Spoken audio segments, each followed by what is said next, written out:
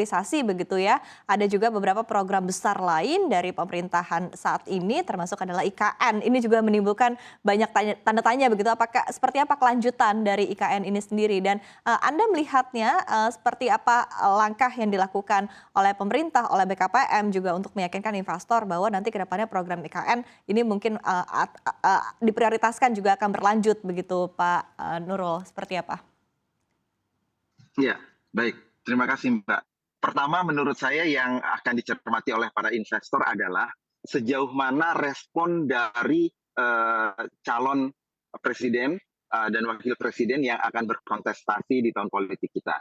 Nah, sejauh ini kita tidak melihat ada yang tidak setuju dengan pemindahan IKN ini, dengan pemindahan ibu kota ini ke IKN. Dan sebenarnya ini bukan isu baru, bahwa concern Jakarta sebagai ibu kota ini punya ancaman-ancaman khususnya terkait dengan kondisi alam gitu ya. Ini sudah menjadi perhatian yang luar biasa.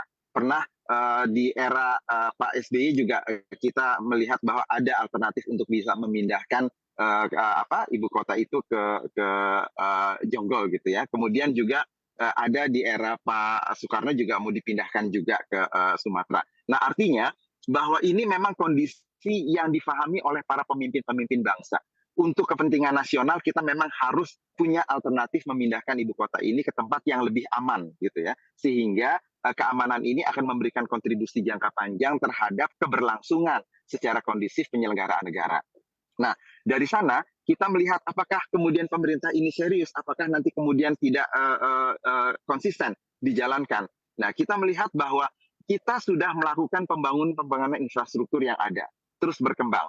Dan kemudian upaya untuk bahkan memberikan beberapa lahan yang selama ini menjadi hutan dan memang akan tetap sebagian besar dari ikan ini akan dipelihara menjadi tetap hutan. Tetapi beberapa dipergunakan untuk pembangunan baik itu keperluan fasilitas pemerintah maupun kegiatan-kegiatan sosial dan juga bisnis. Nah, ini sedang terus bergerak, Mbak. Jadi kita tentunya tidak bisa bergerak tanpa mengikuti aturan regulasi yang ada, perundang-undangan yang ada. Nah, ini sedang kita percepat pelaksanaannya sehingga nanti pada saat pelaksanaan kegiatan pembangunan IKN ini yang melibatkan bukan hanya sektor publik atau pemerintah termasuk dari sisi anggarannya, kita sudah siap untuk menawarkan itu. Karena kita memang harus memberikan contoh dulu kepada mereka bahwa infrastruktur dibangun dengan serius oleh pemerintah.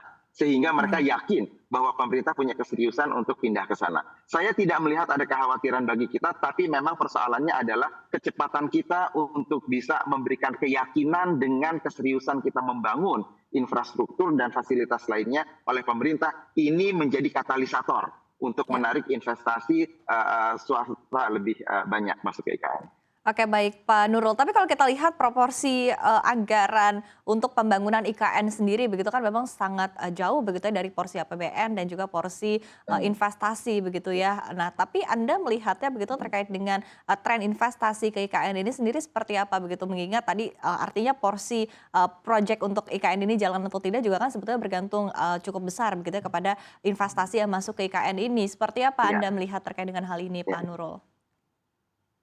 Jadi nanti akan ada kolaborasi, Mbak, yang akan dilakukan bukan hanya oleh pihak pemerintah, tetapi sejauh mana pemerintah bisa menggandeng lembaga-lembaga internasional yang kredibel, yang mereka bisa dijadikan referensi bagi para investor bahwa dari sisi perencanaan untuk pembangunan IKN ini memang dilakukan oleh pemerintah bekerja sama dengan konsultan global yang memang mereka punya kemampuan di sana. Sehingga membangun trust kepada mereka dari sisi pemerintah mungkin tidak perlu diragukan lagi. Tapi kemudian dari sisi perencanaan mereka masih bisa melihat tentunya ada sektor publik atau lembaga-lembaga internasional yang bisa dilibatkan sehingga pertimbangan-pertimbangan globalnya dan analisis-analisis globalnya itu bisa menjadi warna yang memberikan pengaruh terhadap pengambilan keputusan mereka. Nah ini strategi yang akan dibangun oleh pemerintah Indonesia. Sehingga nanti apabila kita sudah bisa mendapatkan pembagian dari peruntukan tanah dari sisi rencana detail tata ruangnya, maka baru mereka akan melihat ada kemampuan untuk bisa berinvestasi secara langsung. Karena selama ini memang kita masih sedang mendesain dan mematangkan rencana detail tata ruang dari IKN ini. Nah ini yang dalam waktu beberapa bulan ke depan, Mbak, akan ada perubahan yang drastis dan signifikan, cukup agresif. Kita berharap bahwa investasi di IKN ini akan lebih menarik ketimbang dari masa-masa yang kita lakukan selama ini, karena persiapannya sudah semakin baik.